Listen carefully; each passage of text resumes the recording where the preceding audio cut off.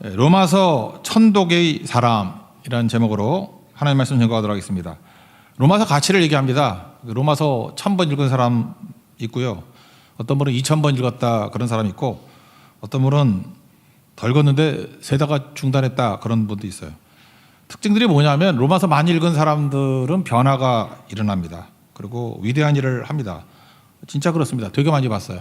제 주변에도 많이 봤는데 말해봐야 누군지 모르기 때문에 아는 사람 얘기할게요. 어거스틴 방탕한 삶을 살았죠. 32살에 정원에서 묵상하고 있다가 동네 애들이 막 노래를 하는 거예요. 톨레레게 그건 유명한 라틴어서 알죠. 톨레레게 집어들어서 읽으라. 그래서 톨레레게 그게 라틴어예요.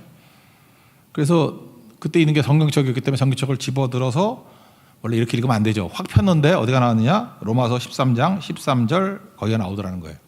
낮에와 같이 단정히 행하고 방탕 말고 술 취하지 말고 음란하지 말고 호색하지 말고 다투지 말고 시기하지 말고 오직 예수로 옷 입고 정력을 위하여 육신의 일을 도모하지 말라.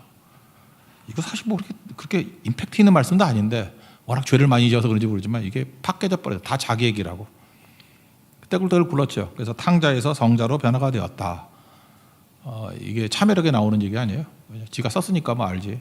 어쨌든 로마서로 깨졌다 그런 케이스고, 제일 많이 하는 게 마틴 루터죠. 구원에 확신이 없었습니다. 루터적인 사람은 특징이 뭐냐면 이게 우울질, 좀 약간 외로움 타는 사람이에요. 만사가 두려운 거예요. 그러니까 죽음도 두렵고 심판도 두렵고, 그렇게 예수 믿으면서 이렇게 두려워하는 사람이 있죠. 이거 나 죄졌기 때문에 뭐 벼락 칠 때 두렵고 홍수 날 때 나 떠내려갈 거야 뭐 이러고. 그래서 21살에 수도사 되고 그랬어요. 그리고 생각할 때 사람이 그렇잖아요. 내가 이렇게 고행을 하면은 죄가 없어진다. 그래서 무릎으로 뭐 계단 올라가고 무릎 깨지고 막 그랬다면서 피날 정도로. 우리도 그렇잖아요. 뭐 이렇게 속죄라는 게 내가 이렇게 뭐 얻어 터지고 고난 당하고 그러면 좀 벌 받은 것 같아가지고 속이 시원하고 그런 게 있지 않습니까? 그래도 해결이 안 되더라는 거예요. 그러다가 로마서 1장 17절 말씀이 생각났대죠. 오직 의인은 믿음으로 말미암아 살리라. 그리고 벌떡 일어나서, 그러니까 어느 순간인가 하나님 말씀이 딱 깨우쳐지게 된 거예요. 그죠? 그렇지. 성경 보니까 고행으로 구원받았다는 얘기 하나도 없고, 하나님의 의는 믿음으로, 믿음에 이르게 하나니, 믿음으로 하나님의 의가 임한다 그러는데 갑자기 로마서 진짜 확 들어오는 거예요. 믿음이지. 그게 종교개혁 한 사람 아닙니까? 존 웨슬리도 그런 케이스죠. 감리교. 종교생활 열심히 했습니다. 이 사람도 그래요. 열심히 있는 사람이에요. 열심히 있는 사람인데 마음에 평화가 없어요.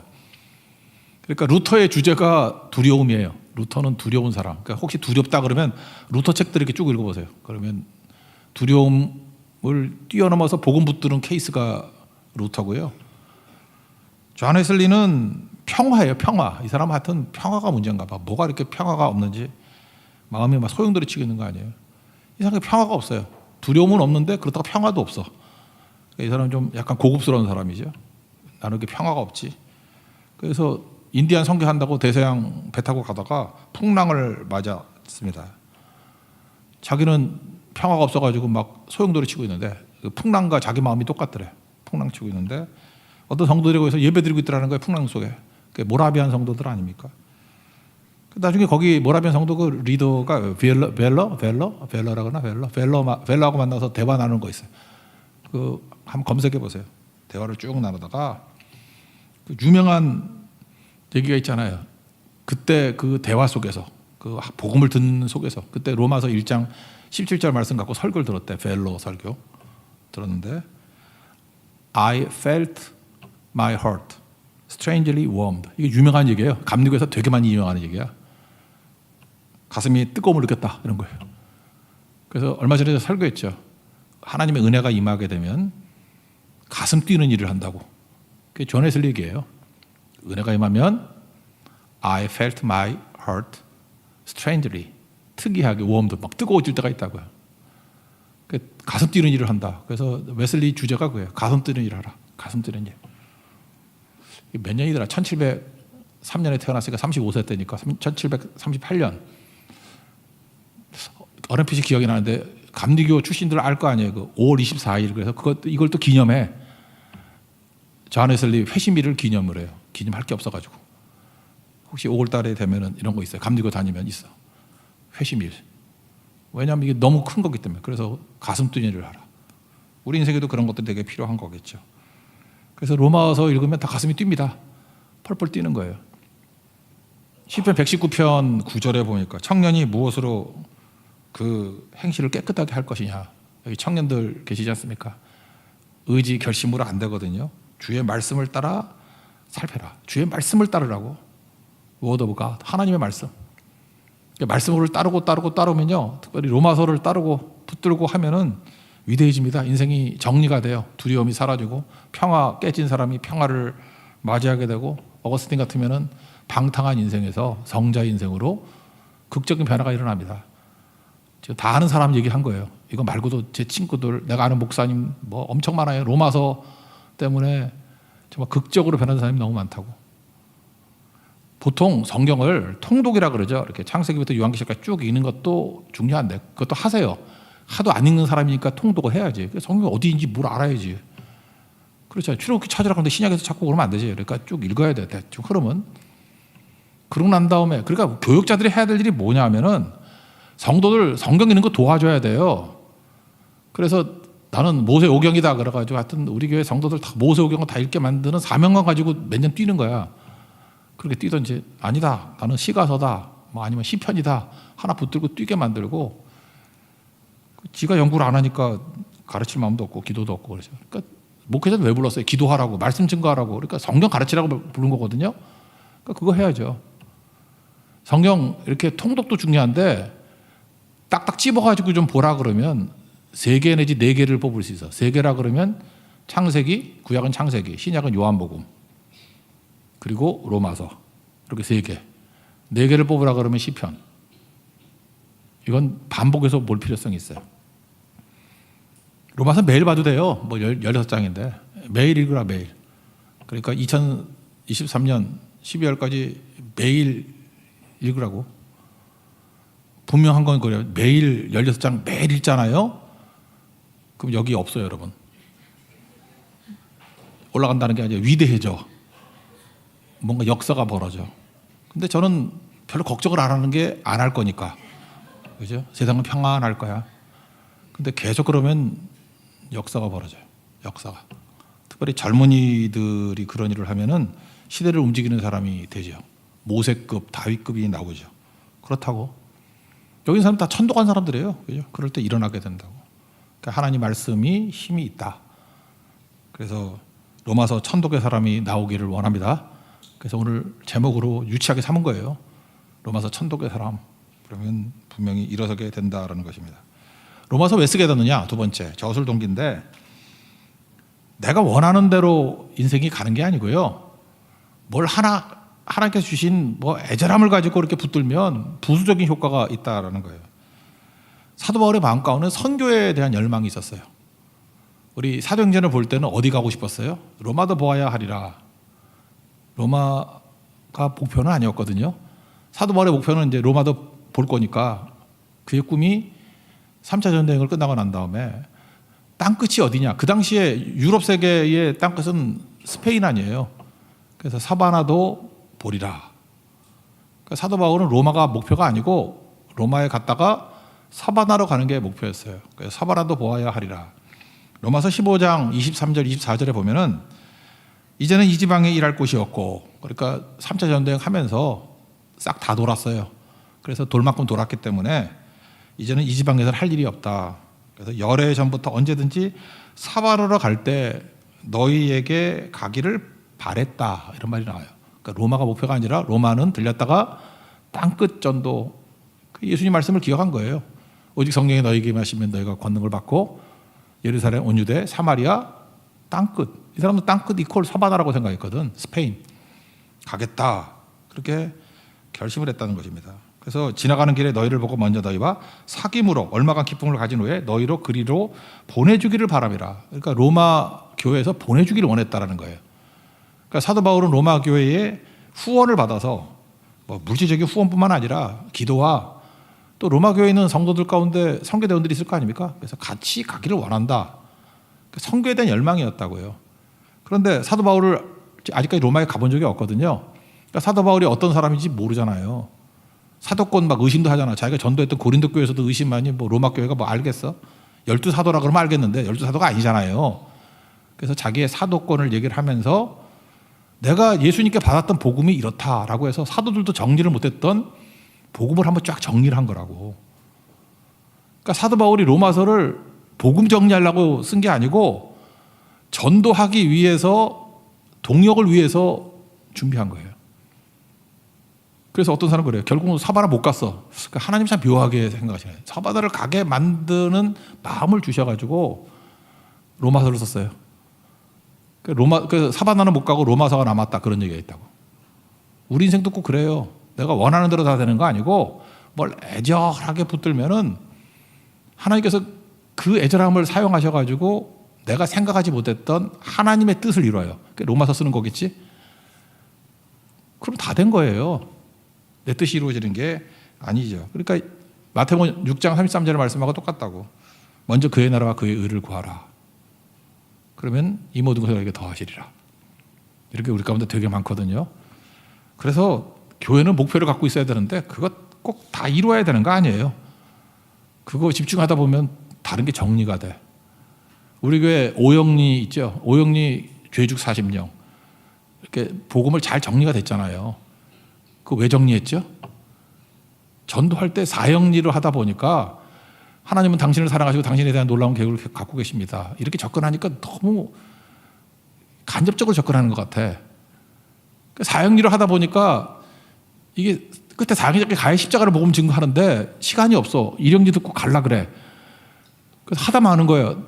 하나님 당신 사랑하시고 놀라운 계획을 갖고 계십니다. 잠깐 나중에 근데 계획이 뭔지 모르고 가. 그래서 우리 한국 사람 스타일에 안 맞는다. 빌 브라이 박사는 미국 사람이니까 사형리를 했지. 한국 사람은 오영리가 나. 너 죄 졌어. 죄인이야. 죽어. 죄죽. 하나님 사랑하셔. 세 번째가 나와. 세 번째. 십자가 지었어. 사랑, 십자가 영접해야 돼. 그러니까 복음이 직설적이죠. 노골적인 복음 아니에요. 한국 사람은 이게 먹히더라고.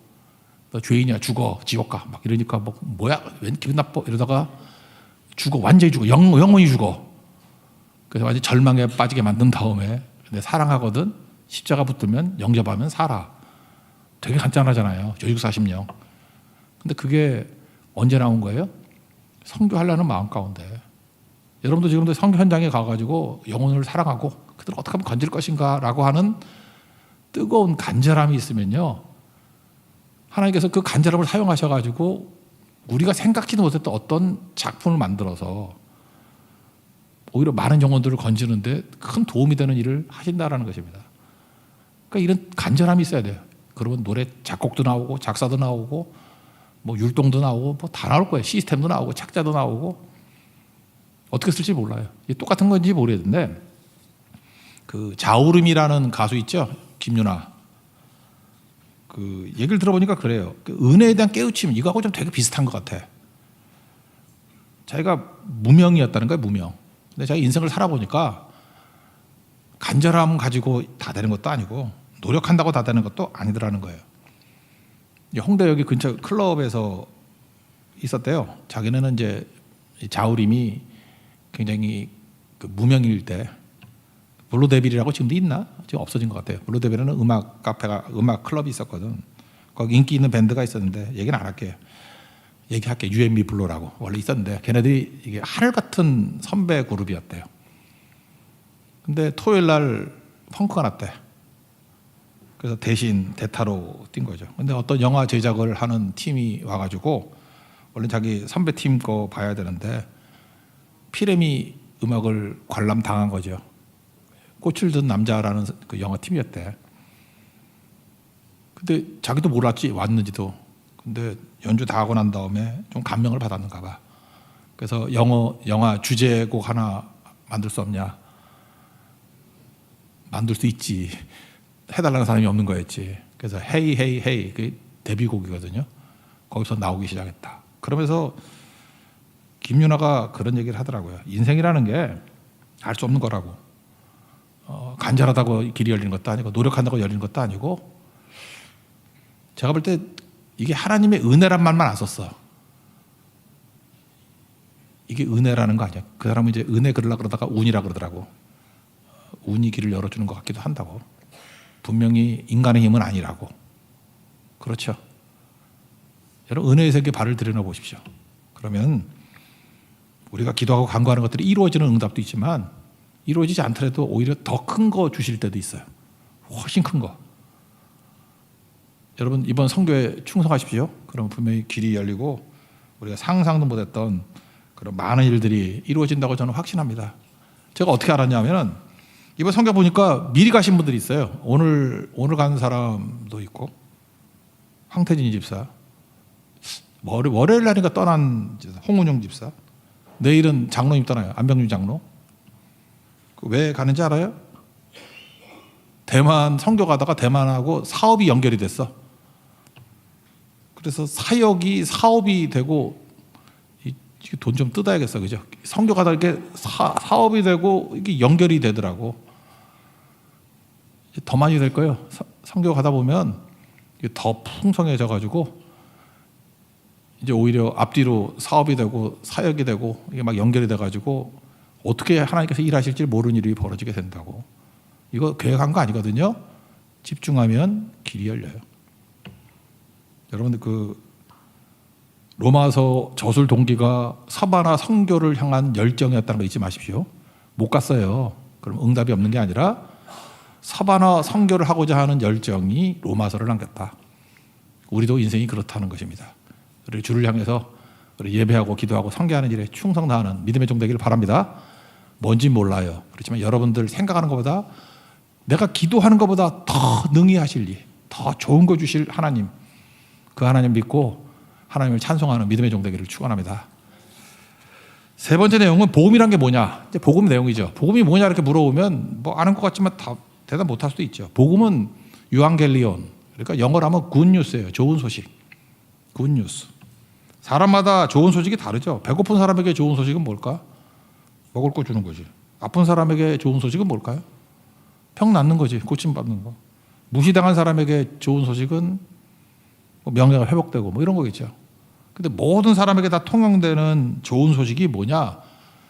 어떤 존재도 해결 못하는 두 가지 문제가 있는데 죄 문제와 죽음 문제거든요. 그걸 해결해 주시는 예수님이에요. 그게 좋은 소식이죠. 그래서 복음은 뭐냐? 한마디로 복음이 뭐냐 그러면 예수님이에요. 예수 그리스도. 예수 그리스도가 복음이다. 2절에 나오잖아요. 복음은 이퀄 예수님. 2절 읽겠습니다. 시작. 이 복음은 하나님의 선지자들을 통하여 그의 아들에 관하여 성경에 미리 약속하신 것이라. 복음이 누구에 관한 거예요? 아들에 관한 거. 그러니까 예수님이 복음이다. 그래서 구약에 있는 모든 말씀들 해석의 틀이 뭐예요? 예수님으로 해석해야 해석이 되거든. 오늘 아침에도 그랬잖아요. 시편 16편 어떻게 해석이 돼요? 사도 바울이 이 말씀을 가지고 사도행전 2장 오순절 설교에서 그 예수님이 부활을 증거 있잖아요. 이거 갖고. 그죠? 생명의 길을 보이셨다고. 썩지 않게 하셨다고. 그러고 난 다음에 끝이 부활이다라는 관점을 가지고 시편 16편 보니까 다 해석이 되죠. 그러지 않으면 그 해석이 애매하잖아. 이게 뭔 뜻이야? 뭐 이렇게 될 수 있잖아요. 그러니까 구약에 있는 모든 말씀은 예수님으로 풀면 다 풀린다. 이게 핵심이죠. 그래서 구약 말씀을 볼 때 예수님을 집어넣어서 풀면은 이제 번이 보이기 시작한다. 뭐 그런 뜻이겠죠. 그 예수님이 누구냐? 인성과 신성으로 두 가지를 설명하는데 인성으로는 다윗의 후손으로 오셨고 신성으로는 하나님의 아들로 부활하셨다. 말이 너무 어렵죠. 그래서 요약한 게 맨 뒤에 나오잖아요. 우리 주 예수 그리스도. 주 예수 그리스도. 주는 뭐예요?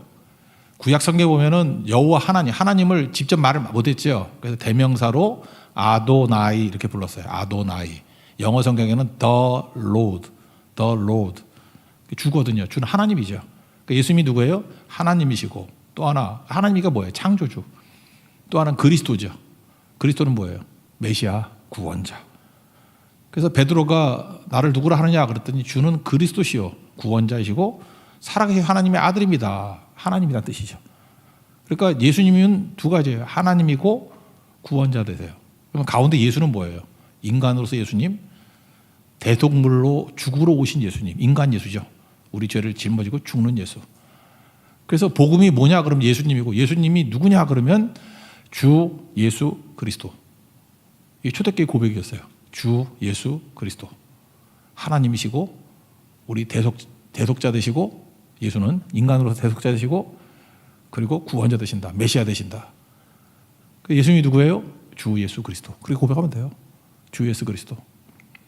읽어봅시다. 3절 4절입니다. 시작. 그의 아들에 관하여 말하면 육신으로는 다윗의 혈통에서 나셨고 정결의 영으로는 죽은 자들 가운데서 부활하사 능력으로 하나님의 아들로 선포되었으니 곧 우리 주 예수 그리스도시니라. 그래서 이게 되게 중요한 거죠. 좁은 문으로 들어가라 그랬죠. 좁은 문이 예수님이라 그랬죠. 구원받는 유일한 길 예수님. 믿음, 예수님 믿는 거 외에 다른 길이 없죠. 그래서 좁은 길이에요. 사도행전 4장 12절 보니까 다른 이로서는 구원을 받을 수 없나니 천하 사람 중에 구원을 받을 만한 다른 이를 우리에게 주신 일이 없습니다. 예수님만이 길이다. 그래서 좁은 문이라고. 예수님 외에는 구원의 길이 없다. 주 예수 그리스도. 이제 뒤에 설명하겠죠. 계속 이게 복음이라고. 제가 일절에 한번 말씀드렸잖아요. 인도 구루들하고 대화를 나눴다고. 대화를 나누는데 뭐 지금도 그러죠. 종교 다원주의자들은 산 정상으로 올라가는 길은 여러 가지 길이 있다고. 남쪽으로 올라가도 동쪽으로 올라가도 북쪽 서쪽 뭐 길이 여러 가지고 올라가면 정상에서 만난다고. 그런 말할 때 꼭 어떻게 대답해야 돼요? 근데 우리는 에베레스트 올라갈 능력이 없는데 여러분 이게 90도 정도 되는 벼랑에 탈 수 있어요? 나 고소공포증으로 못 타. 밧줄 해줘도 못 가. 거기 갈 수 있어요? 롯데타워 가면은 이렇게 유리로 만들어 놓은 데 있어. 나는 거기 걷기가 싫어. 분명히 안 떨어진다는 믿음은 있어. 근데 기분이 나빠. 거기 갈 수 있어요? 시카고 가면 저한행커기라고 있어요. 그 바깥으로 걸어갈 수 있어. 바람 휙 부는데 돈 20불 냈었는데 그냥 돌아왔어. 오이구, 102층인가 되는데 꼭대기를 바람 부는데 거기 왜 나가? 안 죽어 분명히. 안 죽는데 기분이 너무 상해. 그렇잖아요. 저는 폐수술까지 했어요. 에베레스트 못 올라가. 오스트리안 캠프도 이제 갈까 말까 해. 못 가. 그러면 여기 있는 사람 가운데 에베레스트에 올라가면 구원 받는다 그러면 동쪽, 남쪽, 서쪽 그게 구원이에요? 물론 갈 수 있는 세르파족은 있겠지. 걔네들은 밥 먹고 올라가니까. 여기 중에서 내가 볼 때 한 명도 못 갈걸. 거기 어떻게 올라가 거기를. 8,488m인가? 거기 어떻게 올라가 거기를. 그럼 구원 못 받잖아요. 그게 무슨 길이야. 우리는 못 가는 병자고 죄인이고 약한 자예요. 그래서 하나님이 우리를 구원하기 위해서 내려오신 하나님이죠. 에베레스트에서 내려오신 하나님. 우리 바닥에 누워있거든 지금. 폐수술해가지고 누워있거든. 나 못 가요. 남산도 못 가요. 그런데 내려오셨어. 그게 빌립보서 2장 6절 아니에요. 그는 근본 하나님의 본체시나 하나님과 동등됨을 취할 것을 여기지 아니하시고 자기를 비워 종의 형체를 가지고 사람같이 되었고 사람의 모양으로 낮추시고 죽기까지 복종하셨으니 십자가에 죽으심이라. 그러니까 내려오셔서 우리를 건져주셨다고. 이게 복음입니다. 복음. 예수님이 그런 분이다. 복음 이 정도로 요약하면 되겠죠? 이거 이제 뒤에 나오는 거예요. 복음은 그런 거다. 복음은 예수님이고 예수님을 좀 설명한다 그러면 주 예수 그리스도다. 마지막 하나 더 하려고 하면 부르심이에요. 주님이 이렇게 내려오셔가지고 우리를 부르셨다고. 부르심에 응답하는 게 구원받는 길이라고. 영접하는 거. 성취하는 게 아니죠. 그래서 부르심을 계속 강조해요. 1절을 보시면 예수 그리스도의 종 바울은 사도로 부르심을 받아. 그랬죠. 부르심. 6절 7절 보면 너희도 그들 중에서 예수 그리스도의 것으로 부르심을 받은 자니라. 부르심. 7절 로마에서 하나님의 사랑하심을 받고 성도로 부르심을 받은 모든 자에게. 그러니까 하나님이 이 땅에 내려오셔서 우리를 구원하신다고. 부르셨다고. 부르심의 부르심. 우리는 뭐 해야 되죠? 영접하는 거. 영접하는 자, 그 이름을 믿는 자. 그걸 믿음이라 그래요. 영접하는 거. 그게 구원이라는 것입니다. 그러므로 부르심은 뭐죠? 내가 결정하는 거 아니잖아. 주님이 부르실 때, 주 부르실 때 응답하는 거죠. 그래서 하나님의 뜻, 하나님의 시간, 하나님의 방법 그런 거 받는 거예요. 그러므로 지금 말씀드릴게요. 인생 제일 잘 사는 방법이 뭐냐 하면은 내 뜻 갖고 사는 게 아니라 부르심에 응답하는 인생이에요. 하나님이 예배자가 그래서 중요한 거예요. 하나님 예배 드리다 보면 여러분 부르셔요. 부르심에만 응답하면 최고 인생을 살아. 손흥민 축구로 부르심 입었잖아요. 손흥민이 축구하니까 저렇게 되지. 손흥민이 야구하면 될까? 안 될 것 같은데. 김연아가 스케이트 타니까 되지. 근데 김연아는 너무 재주가 많아. 가수 해도 되겠더라. 근데 김연아가 뭐 하면 안 될까? 드럼칠하면 또 될 것 같아. 그것도 뭘 할까? 하여튼 그래도 스케이트로 부르심 입어서 그거 하니까 제일 잘한 거죠. 이정우는 야구로 부르심으로 했잖아요. 제가 토끼와 거북이 얘기했잖아요. 왜 거북이가 토끼한테 왜 지느냐고. 그 잠잘 때만 한 번 이기고 100점 100패잖아. 그게 머릿속에 부르심에 응답한 게 아니라 세상에 속임수에 속은 거라고. 뭐에 속은 거예요? 바다보다는 땅이 좋다라는 속임수. 아니, 바다가 좋고 땅이 좋고가 어딨어. 근데 뭘 믿었어요? 땅이 좋은 곳이다. 그리고 달리기를 해야 된다라고 생각했어요. 달리기로 경쟁해야 된다. 자기는 달리기로 부르심 있지 않았는데 자기는 쇼다리잖아. 이러잖아. 그러니까 100점 100패지. 근데 바다로 부르심을 입었다. 나의 부르심은 바다다. 그거 깨닫는 순간에 그는 물고기 수준으로 뛰는 거죠. 토끼하고 바다에서 경쟁하면 100점 100승. 우리 이게 베스트 원이 되라 그러지 않았잖아. 300명 줄 세워놓고 똑같이 공부 그러니까 1등부터 300등이 나오지만 부르심에 대해서 응답하면은 the only one 유일한 사람이 300명의 1등이 나올 수 있잖아요. 그게 부르심이라고. 하나도 버림받을 수 없습니다. 우리 각자의 부르심대로 살면은 최고가 될 수 있다 그런 거예요. 여러분 하나님의 부르심의 자리에 서 있으면은 내 가치가 최고로 드러나요. 남하고 비교하지 마. 비교한다고 되는 거 아니고 내가 그저께인가 그 신문을 봤더니 우리나라 그 재혼 시장 결혼 이혼한 사람들이 재혼하는 시장에서 보니까 제일 싫어하는 사람 중에 하나가 성격 괴팍한 사람, 뭐 비교하는 사람, 뭐 이런 거들 열등감 뭐 이런 거더라고. 그러니까 다 특징이 뭐냐면은 믿음만 있으면은 매력 있는 사람 되겠더라고. 그러니까 여러분들 예수 안 믿는 사람하고 결혼하면 다 그 꼴 되겠더라고. 예수 안 믿으면 다 생기는 일들이라고 이거 보니까 뭐 비교 의식, 열등감, 뭐 독선적이고 그럴 수밖에 없지. 우리 부르신 대로 산다는데 그런 게 생길 리가 있나? 그죠? 누가 비교해? 나가 the only one인데. 그죠? 미국에 있는 어떤 아버지가 굉장히 오래된 자동차, 낡은 차를 아들에게 선물해 줬대요. 그러면서 뭐라고 설명하냐면 할아버지 때부터 물려받은 우리 집안의 갑오 같은 자동차다. 되게 오래된 자동차예요. 그러면서 할아버지한테 물려받은 거 내가 너한테 물려준다. 그때 뭐 아들이 뭐 낡은 차 뭐 좋아하나. 그래서 실험을 시켰대요. 이 차를 가지고 중고 자동차 딜러에게 가봐라. 얼마 주나. 파는 거 말고 가격만 물어보라고. 그래서 중고 자동차 딜러에 갔더니 1,000불 준대. 한 100만 원. 130만 원. 1,000불 준다고. 그러니까 속에 1,000불이 일어나더래. 1,000불 그거 돼? 그 다음에 아버지가 또 시키더래요. 그 폐차장에 한번 가보라고. 폐차장에 갔더니 폐차장이니까 그 자동차 부셔버리고 그러잖아요. 300불 준다 그러더래. 300불. 그렇잖아요. 그 폐차장이야 뭐 몇 개 뜯어가지고 하는 거지. 그 다음에 아버지가 뭐라 그러냐면 골동품 자동차 딜러한테 가봐라. 그러니까 그 올드카 모으는 데 있잖아. 골동품 자동차. 그거 모으는 데 한번 가봐라. 갔더니 그 딜러가 깜짝 놀라면서 이거 5대밖에 안 남은 뭐 포드 자동차 초창기 모델이라고. 그래서 20만 불 준다 그러더래요. 그러니까 얼마예요? 뭐 2억 6천? 뭐 이 정도. 그러니까 그때 아버지가 그런 얘기를 하더라는 거예요. 너 자동차하고 똑같다고. 내 가치를 알아주는 곳으로 가라 그러더라는 거예요. 그죠?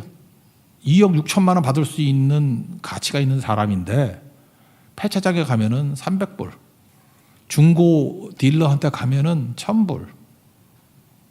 그런데 가치를 알아줄 만한 곳, 그 보는 눈이 있는 곳에 가면은 20만 불. 인생이 달라진 거죠.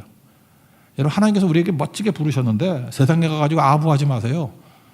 그러면 우리 크리스찬들 다 폐차라 그래. 300불. 인생아 그러면서 맨날 뭐 시편에 있는 저주시나 찾고 이러지 말라고.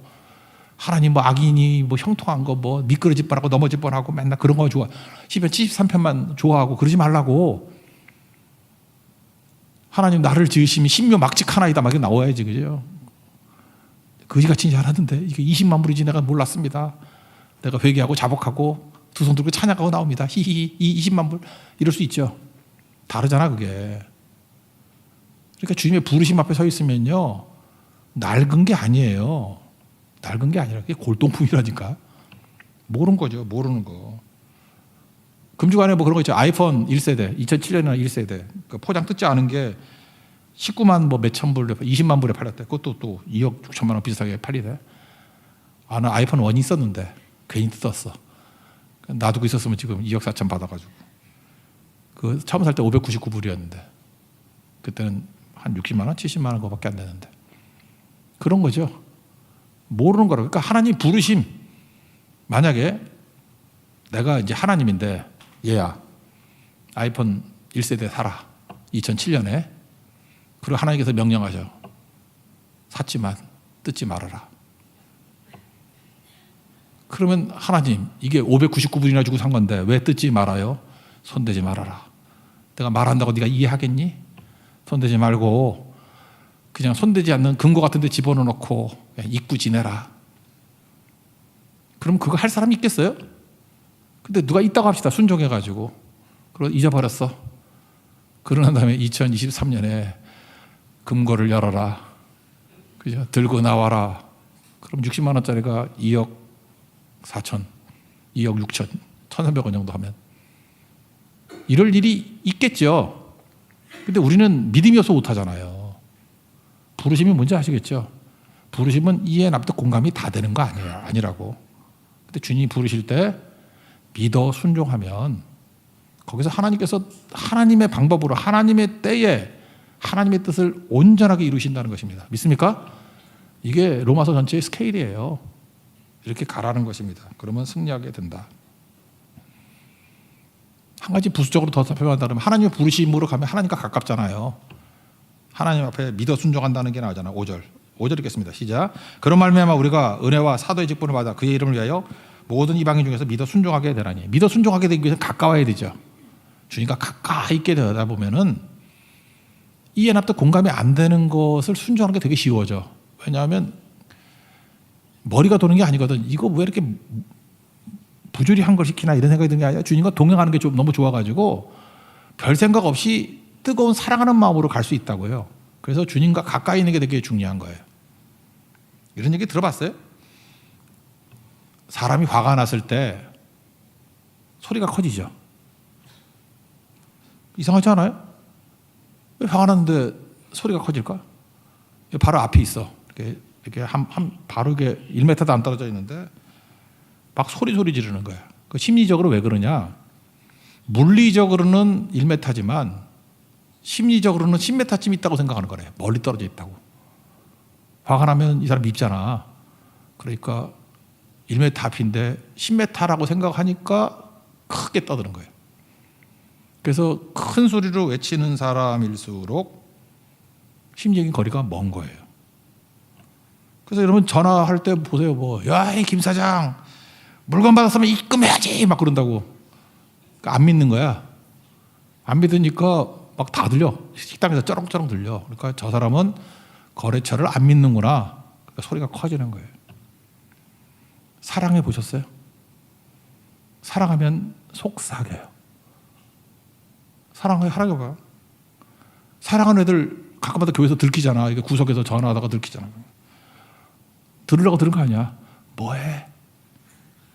무슨 생각해? 내가 듣는데 그 말하지. 보고 싶어. 미친놈. 그런 게 있거든요. 사랑하면 속삭여요. 그래서 하나님도 사랑하면은 생각보다 속삭임이 있다고.